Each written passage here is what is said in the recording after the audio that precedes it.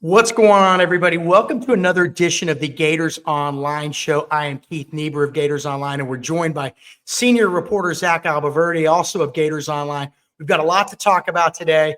It's the off season, but there is no such thing as an off season for a reporter, or really for fans or anybody on a coaching staff. It's just a year-round thing now. But then again, Zach, isn't every job supposed to be like that? I always get a kick out of these people in the sports profession who say, "Well, it just never ends anymore." And never ended for my parents. It never ended for your parents. Why should this be any different? Well, it's funny, Keith. As you know, I teach sports reporting at UF, and every semester I have a lecture where I talk about the quote from Robbie Andrew, where he says, "There's never a dull moment in Gator Nation," and that used to drive him nuts as a beat reporter.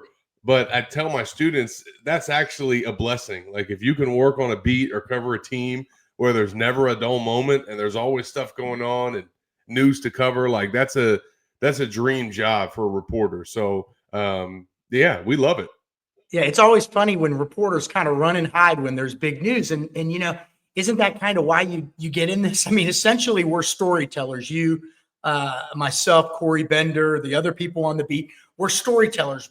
We're the person that's at the bar telling you about the run-in with Steve Spurrier that afternoon, or you know what I mean? We're essentially just telling a story. That's all we're doing. And you would want a bigger audience. So at the University of Florida, you're always going to have a big audience. It's a program that people are talking about, whether they're winning or losing.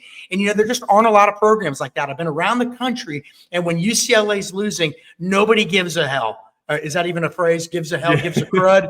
Nobody cares, okay? But when the Florida Gators are winning, people are talking about them. When they're losing, people are talking about it. And again, that's what we want. So anyway, I'm going on and on. Zach, we got a lot to talk about today. Some coaching hires, two interesting coaching hires at the University of Florida. One came a week ago and then one just in the last few days. And the first one was Vinny Sunseri is going to be co-defensive coordinator and secondary coach. What can you tell us about Vinny? He's not an old guy. This is not a guy that's long in the tooth, but a guy that's considered an up-and-comer in the coaching business. Yeah, for sure. Obviously, you look at his background, with Alabama, and you can kind of tell the tie there with Napier. It made a lot of sense. And, I think that Florida was obviously looking for somebody to come into the secondary and kind of fill the void that was left there by Austin Armstrong. Now, as we've talked about before, he came in initially coaching the secondary as a defensive coordinator. Then last year he moved to the linebackers, and there was kind of a void there. The Gators have a lot of secondary coaches, but they needed someone to come in with Austin, first changing his role and then ultimately leaving and going to Houston. So I think being able to get him on board was key from a safety coaching standpoint, to have a guy to step into that spot. But then you also get someone that, according to Billy on Wednesday, he feels like can kind of grow into a potential coordinator role, take on more responsibilities as he kind of gets groomed. And that was one of the reasons why they brought him in to give him that co-DC tag. And then, Keith, of course, we learned there's another one getting a co-DC tag as well this week. Yeah, again, and it's interesting because Vinny played at the University of Alabama. God, there's been a lot of connections, a lot of ties between these two programs in the last 10, 15 years, going back to Will Muschamp and people like that. But, or I think he was a Saban guy, excuse me. But there's been a lot of ties. And so Jim McElwain, et cetera, et cetera. One more hire. And this one's a little bit, I don't even know where to start here, Zach, because we don't. Well, I'll let you say it. Robert Bela was a linebackers coach at the University of Washington last year. The season prior to that was at the University of Alabama. Again, prior to that, he was at Liberty. Florida is bringing him in. Can you tell us about this role? Because this one's a little bit tricky here. Yeah, I think we're still learning a little bit about what the new NCAA rules mean for coaching staffs. Obviously – this hire is happening. Florida's hiring Washington's linebacker coach Bala, and he is going to come in and work with Florida's linebackers. As I mentioned, Armstrong started doing that last year. Let's not forget, Ron Roberts came in, and part of his many titles was linebacker coach. And that was something that was that he took off his plate in the midst of last season. And as Napier said on Wednesday, is going to have kind of a walk around role, which we first reported at Gators Online. He's not going to be assigned to a certain position. So they needed somebody to come in and coach that linebacker spot on a permanent basis, given the fact that they hired Senseri for the safeties. So they interviewed Tim Skipper, was the other candidate in play. Now, at the time of Skipper's interview and also Bala's, we were told from a team spokesman that this would be for an analyst type role, but that the candidate or the coach would specifically work with the linebackers and also go on the road. And the example that we were given was Ryan O'Hara, who's the offensive analyst / quarterbacks coach on Florida staff and does those things, has the position all to himself, goes out on the road and recruits quarterbacks. Now, because of the new NCAA rules, there's no limitations on him and what he can do in practices and games. He just doesn't count as one of the 10 assistant coaches. But if you go, and so we were told that was kind of gonna be Bala's role. But now we've learned that it looks like he. I still don't have clarity on whether he's gonna be listed as an assistant coach or an analyst for contract title purposes. But it is reported that he's going to have the code DC tag, which we've confirmed. So how that factors in and what that looks like, I guess, remains to be seen. But as some of our great subscribers at Gators Online pointed out on the message board, Keith, Alabama, if you go look at their staff, they've got multiple co-coordinators and also a defensive coordinator as well. So this is not, I guess, a new concept. It sounds like with the NCAA lifting the rules on coaches, that I think the only thing that's still set in stone is that you can only have 10 go out on the road. Yeah. That's the only thing I think that's limited. But what those official titles are for on the site and on the contract, we'll find out. We do know Florida has a new linebackers coach, and he's going to go out on the road. But it was confusing at first, and you know. It is a kind of a new dynamic that we're dealing with. One thing we know is that head football coaches and football programs, boy, they love titles. Man, they love those titles. I mean, reporter, senior reporter. I'm pointing the wrong way. Senior reporter. There you go. That's it. You know, we used to joke with our friends when we would go out at night. We'd say, you know, if you meet somebody and they can't describe to you what the position is in like 5 words or less, you know. And you would, sure enough, you would go out and you would meet people, women, men, whatever, who couldn't really tell you what they were doing. So I always got a kick out of big titles and things like that. But anyway, reporter, senior reporter. So, Zach, they've got another hire that Florida has made, and he's a numbers cruncher. In this new NIL era, and revenue sharing is going to be starting at some point, you've got to have people that can crunch the numbers for you. So, you know, I mean, look, it sounds simple, but you got to know what the value of certain players are at certain positions, whether they're tier 1, tier 2, tier 3. So within each position, you need to know different levels of numbers. You need to know your overall number, what you can spend, what you can't spend, you know, et cetera, et cetera. So you got to have people just like the NFL. We're seeing that these programs, college programs, are becoming more and more like the NFL every day, every week. You've got to have people that understand those dynamics, what you can spend, what guys are worth, how much you have, how much you don't have, how much you need to bring in, et cetera. So tell us a little bit about this guy. What do you know? Anything? Yeah, this is interesting to see how this has come together. Keith, Florida is obviously building out its front office. You know, we have kind of been all over this the past month. Back in January, we reported that it was going to be multiple hires, that this wasn't just going to be the GM role, which we've also reported is expected to be called the vice president for football. I think it might end up being executive vice president, but that's the main number one lead role that everybody's had been talking about as the GM. Well, the GM is Jacob LaFrance. This new front office lead role is going to be the VP for Florida. I think that hire is close to being made. That's what Napier said on Wednesday, but they have made the hire for their number 2 lead role, and that is Ben Elsner, who's been hired as the director of football strategy. That is the title for a role that had been described to us as a number cruncher. And he comes over from the 33rd team, where he's been the chief of staff there, and that group was founded by Mike Tannenbaum. So this guy comes over, and he's really going to be control of the books, Keith. Managing the salary cap, constructing contracts. We also reported at Gators Online that his role will include analytics and AI metrics for all parts of the program. So this is pretty interesting to see kind of what this role entails and kind of what it means for Florida's front office. We expect there to be at least kind of 3 roles that we know of for sure. And those obviously interviews are underway. But this is obviously going to be a really important part of Florida's program moving forward once revenue sharing goes into effect.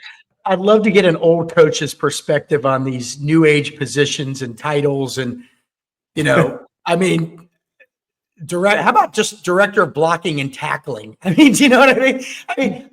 As I get older, I kind of think that part of it, whatever, I'll probably get some blowback from people at Florida.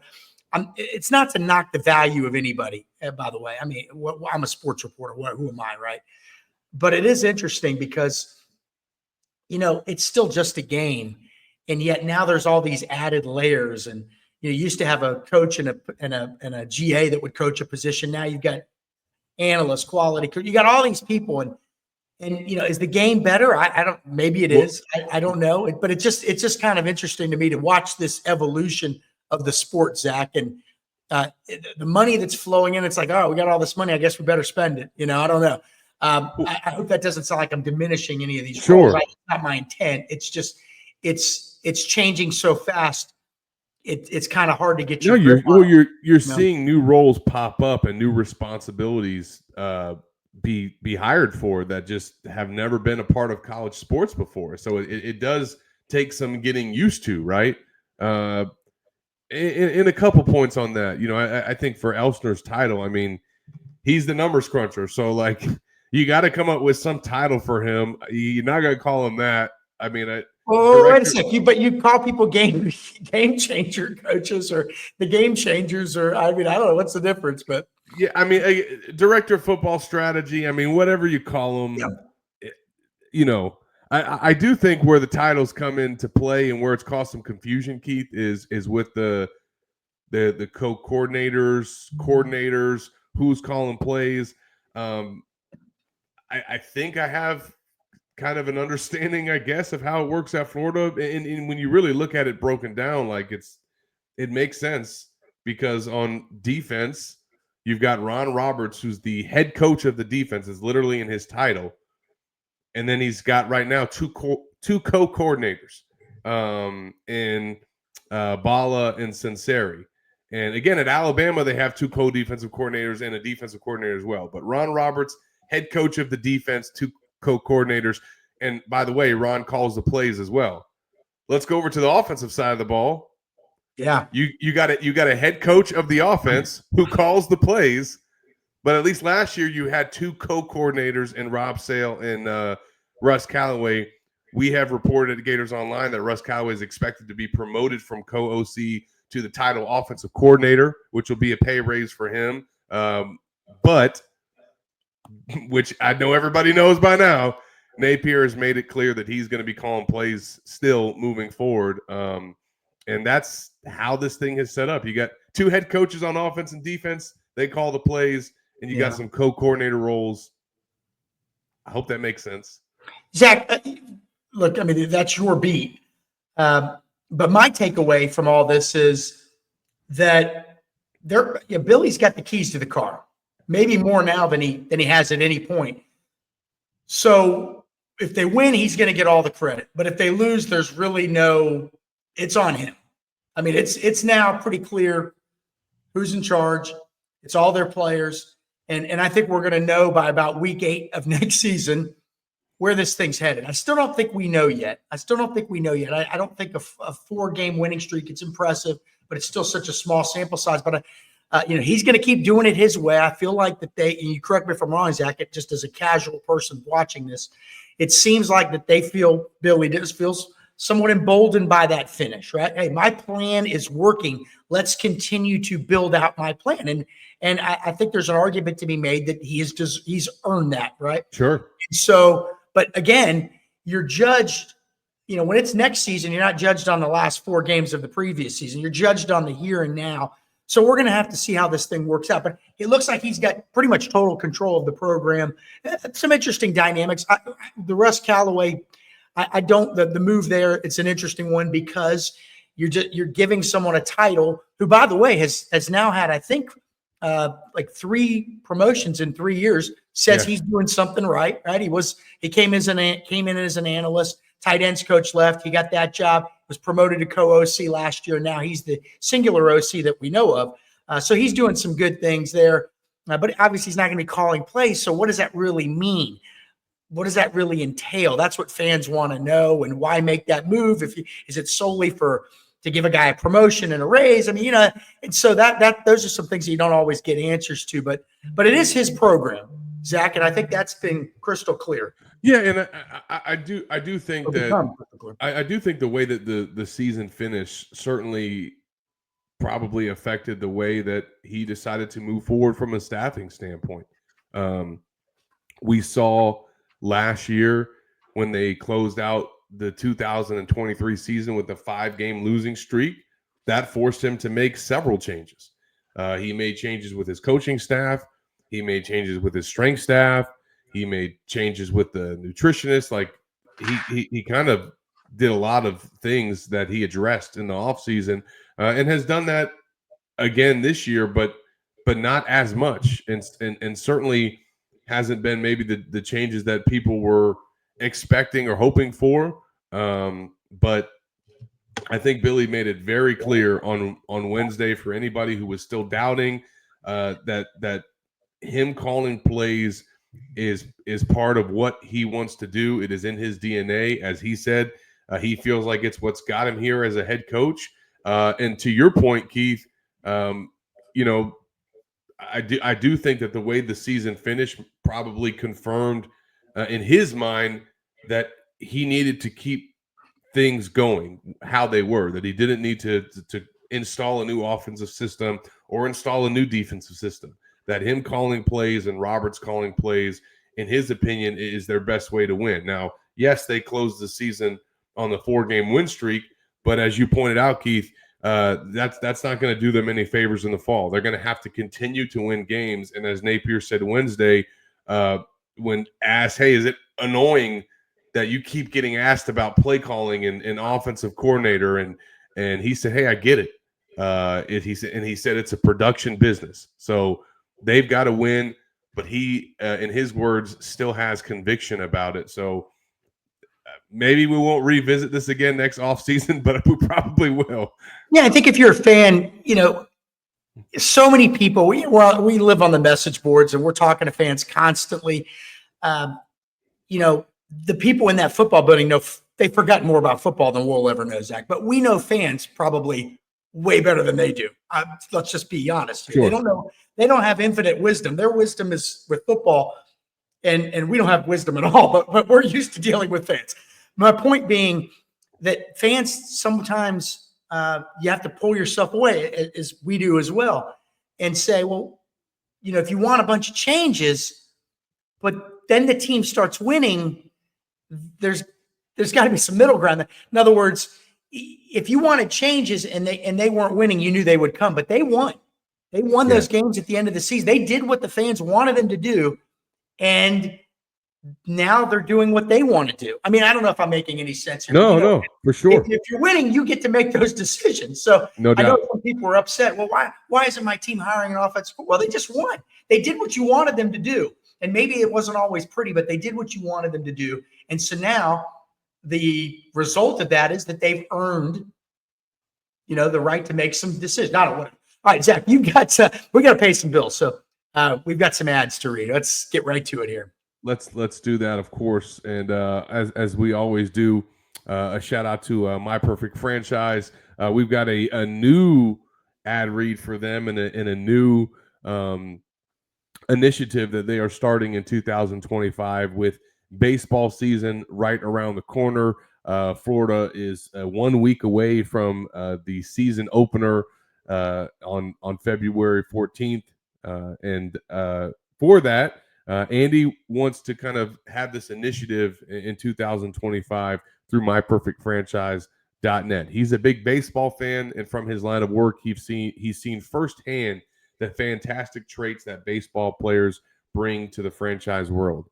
Andy is offering a donation of $500 to $1,000 to the school's baseball NIL collective if anyone from our site purchases a franchise.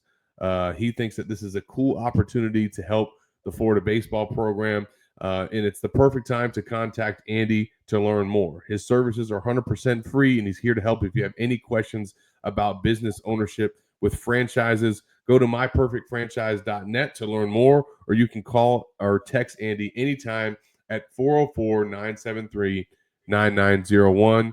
And the NIL donations will vary based on the size of the deal, but he's looking to contribute to Florida's baseball NIL collective. So something to take up for sure. And then my roommates were baseball players back in Florida. They would have, they had nothing. They would have loved that money. I'm not sure they would have spent it that well, but they would have loved to have some money. I'll be honest with you. Yeah, man. Well, Keith, we had signing day on Wednesday. Signing day ain't what it used to be, man. No. Yeah. How do you feel about that? Is it bittersweet? Do you like bittersweet because we run a business, and it used to be that you were so focused on those. Well, first of all, we don't even have in-home visits with the same schedule. It used to be once the season ended, let's say the regular season, that last weekend of the year against the Florida State game, it was a 3-week sprint after that to get to Christmas where you had in-home visit after in-home visit. Then you had like 1 week off.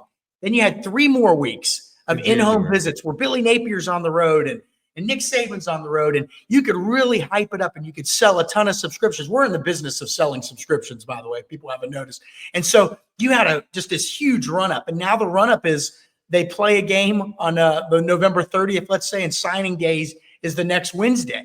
And then the bulk of your class is going to be done at that point. And over the next few weeks, you've got transfer portal, and obviously Florida added 5 guys, but there just isn't that build up to the February signing day like there used to be. And by the way, in case anyone wants to learn about our business, and I don't know if you do or not, but you can make some money running a business like we do during transfer portal season. However, colleges are not as Zach, this, they're not exactly handing you over their portal information because the window to recruit those guys is so small that any information that gets out on a guy visiting Florida can be used against Florida by Georgia, Alabama, Texas A&M. So they try to keep everything close to the vest. No doubt. And obviously, to sell subscriptions, you've got to provide information, and that gets a little more difficult. But it's just different, Zach. It's still fun. It's still exciting. I mean, the building of a class, and a lot of people listening don't follow recruiting like I do or you do, but the building of a class is fun. The building of an NFL team is fun. It's the same thing.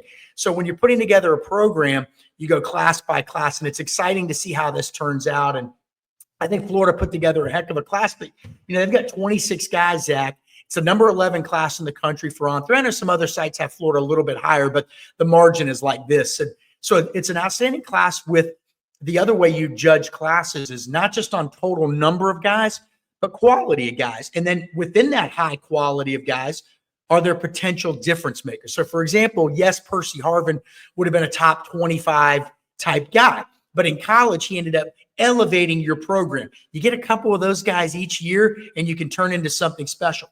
Clemson they weren't having top 10 classes, but about a decade ago, but they signed Deshaun Watson at quarterback, a true difference maker at the college level who elevated their program. So who could be the difference makers in this class? Maybe a guy like Ben Hanks.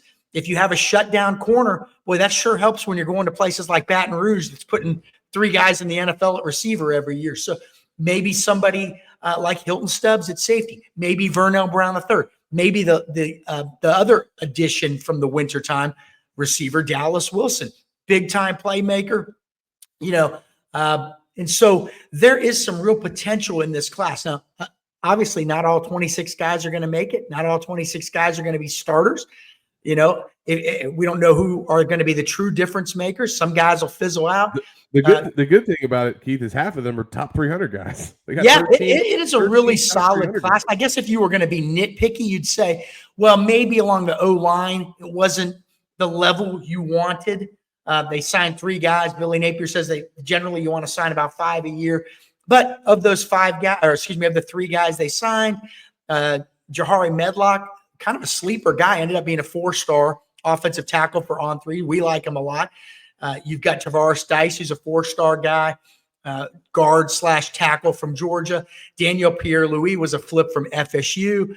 So, and a road grader type offensive lineman. So those 3 guys, there's some quality there, just not a huge class. And then on the defensive line, you signed some good players, but like a guy like Joseph Mbachu, 4-star for just about everybody, Zach, but he's only played 1 year of football. He's only played 1 year of football. And with him, it's more of a projection. Hey, we think 2-3 years down the road, he can be an all-conference type of player. But that's maybe not a guy that you might not see a ton of production from, at least early in his career. However, they signed a 3-star defensive lineman, Stephon Shivers. I hope I'm getting all these names right. And again, 3-star guy, but he may play a lot his first year. Why? Because he's a 0 technique. He's a nose guard. He's one of those 400-pound guys you put in the middle. But what did Florida just lose? Cam Jackson, your starting nose, and Desmond Watson, your number 2 nose. There is an opportunity to play early for a young man like that, with also Mekhi Barrow coming back. So, sometimes it's these guys that aren't the guys you're thinking about that could potentially be early contributors. And so, I think it's an outstanding class. There's depth, there's quality. And another thing, Zach, there are guys that are proven winners at the high school level. I personally like that. I know you do too. When you look at the history of Florida football, Zach, I think Florida's won 8 SEC titles, 8 official SEC titles. I believe 7 of the 8 starting quarterbacks in those years also won state championships in high school. And then you throw in the 84 and 85 teams with Kerwin Bell at quarterback, and guess what? He won a state title in high school. So I think that translates to the college game. Winners are winners. They have a high expectation. So you put that winning mentality with talent, and you can have something special. Again, Kerwin Bell, state champion. Shane Matthews, state champion. Danny Werfel, state champion in high school. Chris Lee, state champion in high school. Tim Tebow, I covered it, state champion in high school. Okay, it translates to the college game. So in this class, Vernell Brown, a 5-star receiver in the On3 industry rankings. Zach, you and I love this kid. Slot receiver, super fast, runs a 10.8, second 100 meters. His team got to the state finals this year. Didn't win a state championship, got to the state finals. He elevated his team. Lagonza Hayward, 4-star safety from Georgia, won a state title. Hilton Stubbs, 4-star safety from Jacksonville, as a junior, played for a state title. The list goes on and on and on. These guys are talented players. They are winners. They have a high expectation. And that, if you are a coach at the University of Florida, is what you want to bring into your program. The latest addition, Onis Konanbani, who Florida flipped from Tennessee just this Tuesday, is a 3-star, 4-star cornerback who Billy Napier believes has an incredibly high upside, super athletic. You add him to the mix at cornerback and safety, and Florida is bringing in arguably one of the best 3 or 4 defensive back classes in the country. Ben Hanks, 5-star. Hilton Stubbs, 4-star. Lagonza Hayward, 4-star. And Onis Konanbani. And by the way, Zach, I'm going on and on. I sound like Dick Vitale. Florida, it may not be done at cornerback. Javari Flowers is a 4-star recruit from Miami, elite player. He just reclassified from 2026 to 2025. We're told he's going to have a decision probably in April. He's going to officially visit Florida in March. If you can add him, then you probably have the number 1 defensive back class in the country, okay? Again, the talent is getting a little bit better each year, all right, on the roster. And, that matters. It's a Jimmy's and Joe's game. We know that. So I like what Florida's done. And Zach, I know you kind of like what they've done as well. And they also added 5 guys in the portal, including somebody who you wrote about, I believe, just yesterday, J. Michael Sturdivant, a talented receiver from UCLA that's going to probably step in and start. I mean, there's some pieces there. There's some real pieces there. I do get a sense, though, Keith, that based on Napier's comments Wednesday, that there is some still unsatisfaction with some of these results that Florida had in the 2025 cycle. And I just don't see that. Like I like can it be better? Of course. Yeah. Right? Like can Florida have maybe landed a target here or there that made their class rank higher, made their roster better? Of course. I mean, I want to go through a couple points here because first of all, Florida has 85 players allotted on scholarship right now. 85. Billy said on Wednesday that they expect some potential attrition in the spring on defense. So maybe there's some spots that open up that allow you to add Flowers, like you just mentioned, Keith, and obviously some potentially some portal players in the spring. But Florida is at 85 right now. They did not have the room to add a ton of more transfers or a bunch of more recruits. Like, there is not the room. They did not have the attrition that they've had in previous off seasons to add double-digit transfers, and they actually signed more high school recruits in this cycle than they have in any cycle under Napier at 26. So I really have no complaints or criticisms of their high school recruiting class. To be at 26 signees, to have the finish that they did, given where their class was at and how low it was ranked and how much of a struggle it was in the 2025 cycle, given the 1-3 start to the season, for them to finish with it's a top 10 class. For them to finish with a top 10 class and flip the amount of players that they did and land some of the top targets that they did, I mean, could it have been better by maybe 1 or 2 or 3 guys? Sure. But it's still a damn top 10 class, and they're at 85. So they didn't have room to add many more. That's on the high school class. I think the bigger criticism, Keith, and what folks are upset about is the transfer class. Like, there's some folks that are just mad about this transfer class, Keith. And I said all along that Florida was not going to sign double-digit transfers. They did not have the room. It wasn't going to happen this year. Maybe they would sign 7 to 8. They ended up with 5. But let's go through them, okay? We reported and wrote about going into the cycle what Florida's biggest needs were, where they felt like they needed to add guys to supplement their roster. That was at quarterback. That was at receiver. That was at DB. That was at punter. Edge became a need. And the only main position that we reported on and they looked at was offensive tackle. Yes, they went after some nose tackles as well on defense, but it was never communicated to us that nose tackle was a need in their eyes. If they could get one, great. If they couldn't, they weren't sweating. So to reiterate, look at the guys that they landed. You mentioned J. Michael Sturdivant, Keith. He is Florida's highest ranked transfer. He's just outside the top 100. Florida beat Georgia for him. They also signed at quarterback before he got cold feet and decided to go to Wake Forest, Deshaun Purdy, who they beat Georgia for. Their top 2 signees, they beat Georgia for. The second of which, they didn't let him go to Georgia when he wanted to get out of his signing papers, by the way.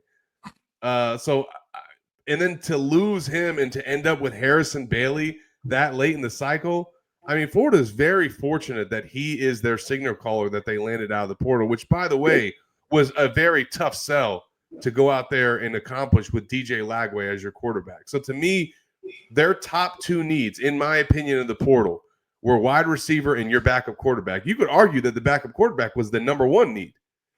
And they got 2 guys that they beat Georgia for, and then they went out and replaced the quarterback with Harrison Bailey. That's pretty damn good. I don't care what anybody says. Like, that is doing exactly what you need to do in the portal. The third biggest position was probably defensive back. They went and signed Michael Caraway, who is a top 300 transfer in the On3 industry rankings. Maybe folks haven't looked and paid attention to that. He's ranked 277th nationally. It's not like this guy's some scrub. He is one of the top 300 transfers in the country. Florida landed 2 of them. So And then you look at their other additions, Kofi, that they landed at the edge spot. Napier raved about him on Wednesday. I think Mississippi State, Virginia, and there was one other school that was in the mix for him. And then last but not least, punters are people too. They went and got the punter from Michigan, which they had to go get because you're losing Jeremy Crawshaw. You weren't going to rely on your freshman signee at punter to start in 2025. You had to go get an experienced veteran guy, and you got that in Tommy. So as I go through the list, Keith, I mean, like, could they have got more? Maybe could they have signed somebody higher rated? Sure, but I think that they checked their boxes. In my opinion, the only guy they didn't get was offensive tackle. Yeah, and we've heard through the grapevines they didn't like the tackles that were in the portal, and they liked Bryce Lovett and some of the other players. So, well, that's going to be one of those situations where that's the decision they made. So if it works, they get the credit for it. If it doesn't work, they're going to get the full blame. I think one of the issues, I would have liked to seen, and they may not be done, obviously. Look, we need to point out there's a spring portal window also. After spring practice, there'll be another portal window. We also need to point out that they're at 85. Yeah, they're at the max. But like Billy said, sure, but it's not like they have scholarships to hand out, though. Yeah. It's not like they're 3-4 spots short and they're going into spring like, crap, we got to land somebody. Like, they're full, right? Well, the great thing is you go into spring and you come out of spring really having a decent idea. Okay, so you pick up Kofi Asari at edge, but you lost two guys at that edge position. And you need to point out that there's two edge positions. You've got the big guys, the F positions, and then you've got the outside linebacker guys. That's where Jack Pyburn and TJ Searcy were. So you lost two of your three. Gums is back. George Gums is back, presumably to be the starter, but you lost two of your top three there. They're gone. And you replaced those two guys who were very productive with one guy from UMass. So I think there's a legitimate concern. Doesn't mean that he might not be better than the two guys they lost. But I'll counter that with the guy that they expect to play Jack, outside linebacker, is LJ McCray. Well, that's true. Five-star recruit. You know what I mean? So it's like, that's true. But I will say this. My voice got really high. I mean, wouldn't you say though, Keith, that if they're going to move him there and he's going to play there, you sign a guy of that caliber, that's who you should be relying on, not some other. You know what I mean? Yeah, no, unless now again, I always play devil's advocate. I'm sure I'll get all these negative comments that I'm negative, but does that mean that because LJ McCray was like 6'5", 260, 270 coming out of high school. So either he's just this super freak athlete that is really an outside linebacker or they're playing him out of position. Or maybe he just wasn't cutting it at the end. I don't know. I mean, if they want to call me up and tell me, that's fine. So when you're not told things, you're just only left to speculate. So I don't know. I personally think he's a super freak type athlete and probably can play that position and play well, but we will see. But the only point being you lost two fairly productive guys, right? And to your point, Keith, we were told they did want to land a second edge player. Yes. Well, there you go. And then also in the secondary, Michael Caraway from Southern Miss, had 15 starts over 3 seasons. So, the reporter in me wants to figure out, okay, and do some legwork here. Why? Why only 15 starts? That's not a program that was going 11-1 every year. Okay. Were there injuries? Were there other, I'd like to know that. What are they seeing in him as a staff? And by the way, credit to them. They saw things in George Gums that maybe other people didn't see from his one season on defense, I believe, at Northern Illinois. Now, their evaluations of an evaluation like that speaks for itself, but you also have misses too. We're not going to point those out there. There's hits and there's misses with every staff, even the ones that are doing great jobs. But they're seeing something in Caraway that perhaps even his own coaches who were with him every single day didn't see. Now, again, he may be great. There could be extenuating circumstances to all that, but it is, as a fan, a question mark. We can't be we don't have access to all the tape they have, and even if we did, that doesn't mean I know how to evaluate like Jacob LaFrance and Bird Sherrill. They're professional evaluators and high-level evaluators at that, according to everyone I know that knows them. So they know what they're doing. I think the biggest disappointment probably for them as a staff was probably at safety. Like, they literally had a guy committed that they landed and lost him to Georgia, and they had a bunch of other safeties that they targeted, got on campus, and just couldn't get a guy. Well, and you've got guys. You've got who's the kid that's injured? Aaron Gates, right? So you don't know, correct me if I'm wrong. Yeah. Well, So he's you're that star, but yeah. Well, what was the guy from? Was the kid from UAB that committed? Was he not pegged to play star?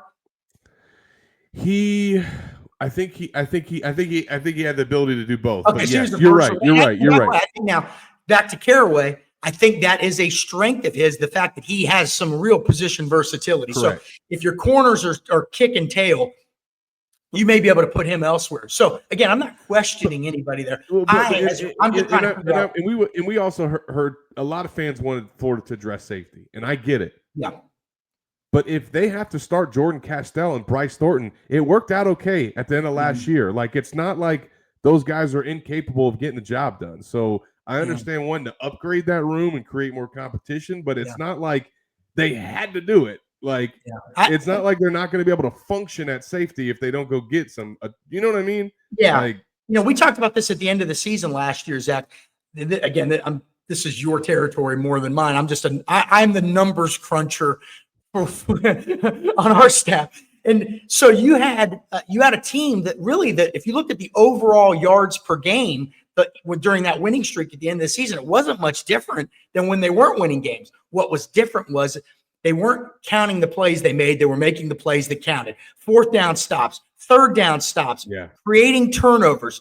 So their theory, I think, over at Gators headquarters is we've got all these guys back. They understand the system. Young guys are going to be a year older. Guys like Aaron Childs and Miles Graham, who they think are going to be superstars.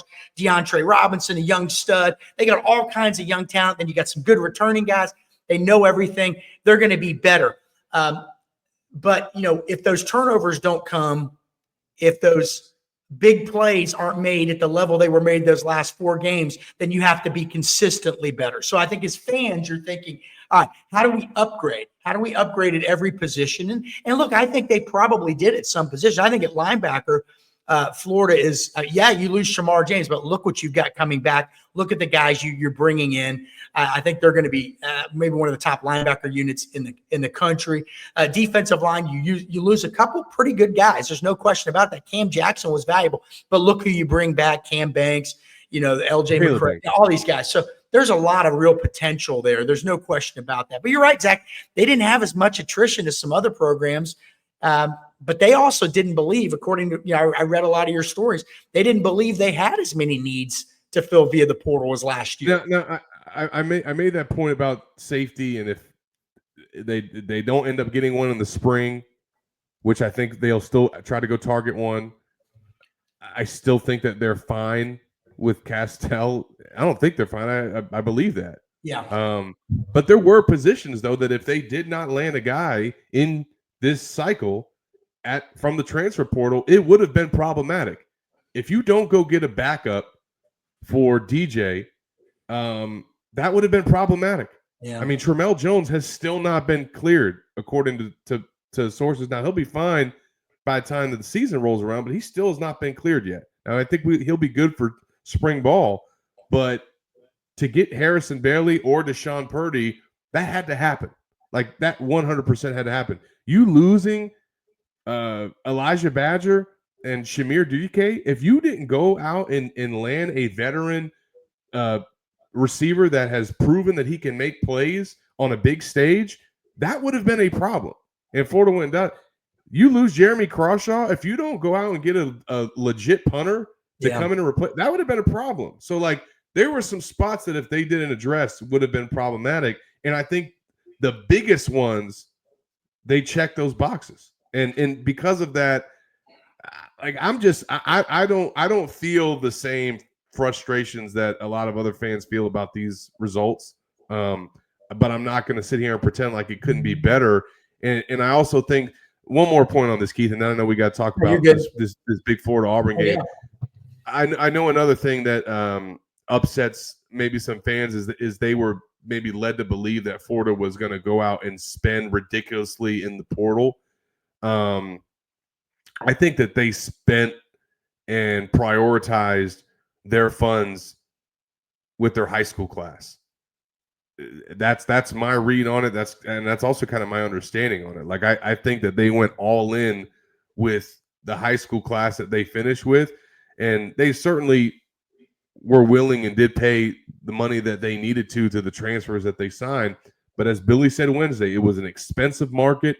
It was the last window before revenue sharing gets in. You got a lot of transfers that are trying to capitalize on that and take advantage of landing a big NIL deal. And there were some price tags that Florida just wasn't going to pay, knowing that it was over market value. When they didn't have the money, it was that someone was trying to take advantage of the market before it changed. And Florida simply wasn't going to do it unless it had to or unless the player warranted it. And you mentioned this before, Zach. They also had roster retention. I mean, when you win 8 games, when you go from 5-7 to 8-5, people are going to be going in there, knocking on doors, asking for raises, just like you and I would be. Yeah. So they had that too. But look, I think we'll move on to basketball in a second. But I think one thing that's interesting, I go back and forth. I mean, I'm not. Sometimes people think you're being overly critical. I'm just asking questions. I'm just trying to figure things out and talking out loud. But they signed a really strong recruiting class. And I think 2 years ago, I would look at the same recruiting class and say, a lot of these guys are going to be year one major contributors. I look at this recruiting class, I say, there's a lot of good players, but there's a lot of good players coming back. These young guys coming in are going to have to fight for positions. And I think that's a good thing. All right. I think it's a good thing that they probably aren't going to have 17 true freshmen in the 2 deep. You know what I mean? I think they're progressing the right way. All right, Zach. Big basketball game tomorrow on the Plains. Number 6 Florida, 19-3. Got to face number 1 Auburn and Bruce Pearl, mentor to Todd Golden. It's an exciting game. Again, number 6 Florida versus number 1 Auburn. Do you have to read an ad before we talk about that game? I do. I'm going to read an ad before I jump into it. Go ahead. And then we'll get into what's going to be a huge matchup on Saturday in Auburn. And definitely, if you're making your way there, it would be awesome if you were rocking some Rhoback UF gear. And if you don't know about Rhoback, they are completely changing the game with their incredibly comfortable activewear. This past fall, they released their newly licensed game day collection, and it's fantastic. Novel polo designs, clean hoodie, and Q-tip designs for some of your favorite schools, including the Florida Gators. Nobody else on the market is pairing these level of designs with this quality of activewear. Use the code Gators20 on Rhoback.com for a generous 20% off of all new customers through the end of this week. That's spelled RHOBACK.com. 20% off all performance polos, shorts, and more with the code Gators20. And Keith mentioned it. A big matchup on Saturday. I got some family stuff going on, so Keith is going to actually be covering the game for me and gets to go to his old stomping grounds for Keith. Florida trying to make history on Saturday. Never beaten a number 1 team on the road before. Yeah, I have a lot of good memories covering that program, and nobody cares about that. So let's talk about the game. All right. Number 6 Florida, 19-3. I think Florida's 6-3 in the SEC. And we look at the net ranking, which the NCAA uses as a strong metric to determine seeding in the NCAA tournament. Florida is at number 5 in the country. We put out a story this morning. 7 or 8 bracketologists are laying it all out where things would be right now if the season ended today for Florida. And most of them have Florida as a 2 seed. That is a damn good seed. One of them, in fact, Zach, has Florida as a 1 seed in the West, with Tennessee as a 2 seed. And the West region, I believe, the regional final is in San Francisco. Well, who used to coach in San Francisco? Todd Golden at the University of San Francisco. So wouldn't that be interesting to see Tennessee and Florida play each other again? But obviously, that's a long way off. Number 1 Auburn presents a big-time challenge here. This is Bruce Pearl's best team. I don't know if it's his most talented team. He had one that made the Final Four a few years ago with Okeke, who ended up getting hurt, and that probably cost them a national title, but very good team he's got. And Zach, they've got a kid that is probably going to be the SEC Player of the Year, and if he's not the National Player of the Year, he's going to finish number 2 behind the young man from Duke, and that is Janai Broome. And if Florida fans aren't following the SEC that closely, Janai Broome is from Plant City, Florida, home to the great Horace Broadnax, by the way, who played on the legendary Georgetown teams. But Janai Broome played at Tampa Catholic, but he's from Plant City. He's averaging 18 points, 11 rebounds, 3 assists, 1 steal, and almost 3 blocks a game, shooting 52% from the field. He's one of the best offensive low post players in the country and probably the best low post defensive player in the country. It's going to be quite a challenge for Florida on the interior. And by the way, Zach, they just played arguably their worst game in a few seasons on the road at Tennessee. Auburn has won, I believe, 29 or 30. I think it's now 30 straight home games. It's a monumental task, but it's not like Todd Golden is going there with no bullets in the gun, Zach. This is a good Florida team. Yeah, they obviously have been looking forward to this one. They needed to bounce back after that loss at Tennessee, and they did against Vanderbilt. Really played well the last 9 minutes of that game. Didn't have Walter Clayton. As I am recording this with Keith Friday, we still don't know the status of Walter. By the time you guys are listening to this, you probably will know the status. We're going to hear from Golden on Friday, and then certainly the injury reports will be coming out Friday night and Saturday before the game. But that has been the biggest storyline with this team over the past week is dealing with his injury and how they were going to adjust. It kind of shows and speaks to the weapons that they have, that they've been able to kind of try to move forward. And you got Denzel Aberdeen, who made his first career start in Clayton's place. He certainly has the potential to be a contributor for Florida at any moment. And Will Richard, he really stepped up against Vanderbilt, obviously had the game winner against South Carolina. Everyone knows what Elijah Martin can do. So it'll be interesting to see if Clayton can go. I think that he will try to. But Florida, without him, probably going to be hard to win this game. With him, they definitely are capable of going up there and getting it done. It's just a matter of, like you said, I think their backcourt will be productive. Can their front court handle Auburn? Zach, big picture wise, that win over Vanderbilt the other day, I thought was one of the more impressive wins of the season for Florida. Correct. You're coming off that humiliating loss, but because Florida is such a quality team, to go to Knoxville and lose by that many points, come back home, beat a solid Vanderbilt team without, probably your best player, certainly your best scorer. But Zach, when you get to the NCAA tournament, you need depth, right? Did we learn anything about Florida's depth in that win over Vanderbilt? Not just Aberdeen, some guys that some fans maybe haven't heard of did some things that game that could pay dividends down the road. Would you agree?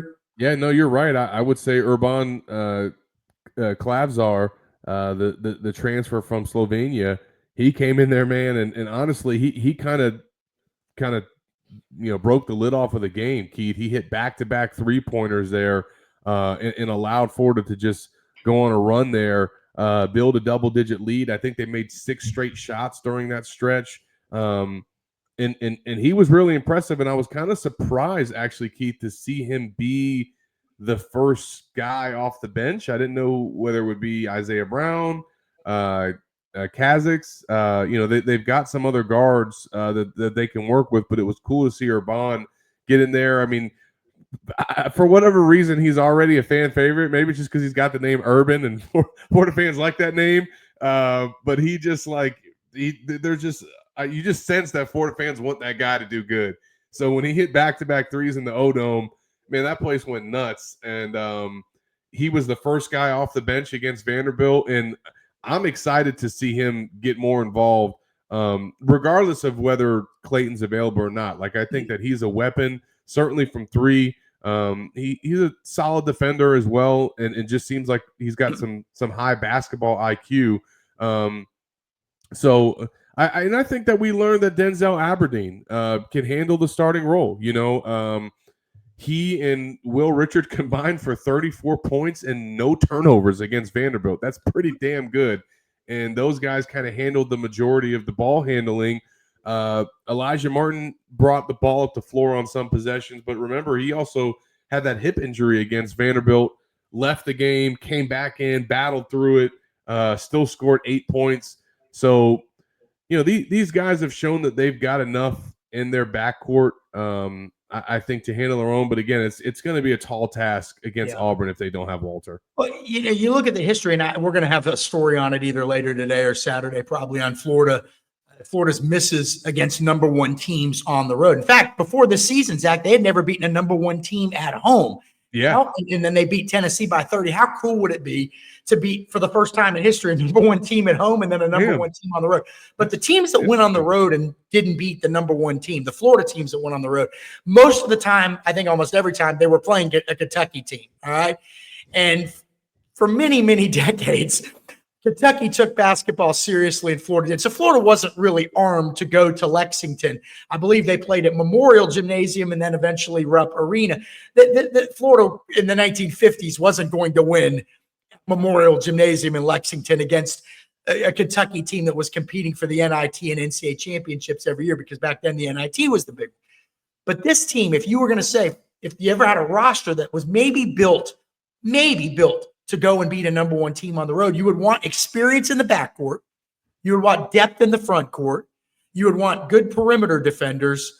You would want a team that has bigs that can defend interior and outside as well. You want an athletic team. In other words, Florida's got a lot of pieces here, Zach, where they could go in and do it. But the bottom line is, look, if you shoot 25% like you did at Knoxville, you're going to get the doors blown off you. If you shoot 40% from three-point range, you're probably going to be hanging around in this game. Yeah, and it's it's obviously a rematch of the SEC championship tournament final. That was unfortunately when Michael Hand-Logden went down with his injury. Would be cool if he just trotted out there for this game, right, Keith? Decided to come back, but it doesn't look like that's going to happen according to Todd. I know he got cleared and he thought about it against, I think Georgia was the game. But, for Todd Golden, Keith, you mentioned it, like if Florida can somehow win this game and beat two number ones on the road and at home in the same season, would be incredible.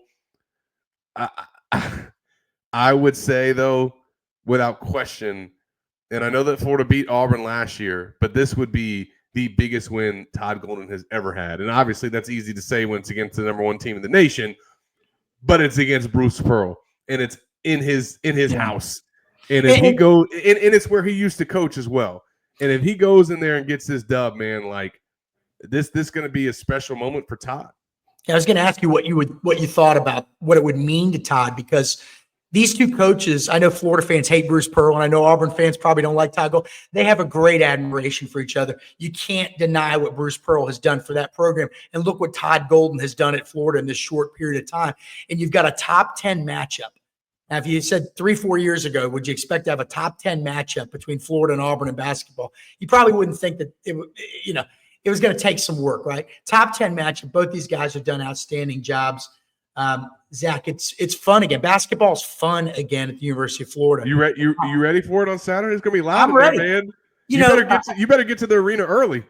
Yeah, well, I think they call it. I don't know that they think the jungle, and really, the Rowdy Reptiles kind of set the standard for craziness at an SEC basketball arena, and Auburn has kind of grabbed that right now, and it's become this incredibly difficult place to play. And I've been there for a bunch of games. In fact, at Auburn, Zach, you like this. They have one media pass for people like me and you. It gets you into every single sporting event. You don't need to email, so you just can kind of float around. So after big recruiting events at Auburn, I would walk over there and watch. And I'd watch some Florida games there. I would always make sure I would go to the Florida game. Even though I was covering Auburn, Florida was never far from my heart. This will be fun. I'm excited for Todd Golden and his team. I'm excited for Todd Golden. I know you know Todd really well, Zach. You introduced me to Todd, in fact, a couple years ago, and we talked about Bruce Pearl. And I know it's going to be a fun moment for Todd. Forget about me. For Todd, going back to a place where he really, Bruce Pearl really mentored him and kind of got that career going. And now look at Todd Golden's career arc. It's really something. And obviously he deserves all the credit. But, with an assist from Bruce Pearl, and if Bruce Pearl was ever going to lose to somebody, he don't want to lose. He's a real competitive guy. If he was ever going to lose to somebody, he really does have a place in his heart for Todd Golden. I don't think there's any question about that. He respects the hell out of him. Yeah. Well, we're looking forward to it. Signing day is in the books. That doesn't mean the recruiting coverage stops at Gators Online. Keith and Corey are going to keep it pumping. And obviously we've got more coverage coming out of Napier presser this week. A lot of topics that cover that we will continue to write about at Gators Online. We'll keep you guys posted on the VP, on the coaching moves, and whatever else is happening leading up to spring football. And we'll be back with you guys next week to recap it all on the Gators Online Show. For Keith Niebuhr, I'm Zach Abaverdi. We'll see you.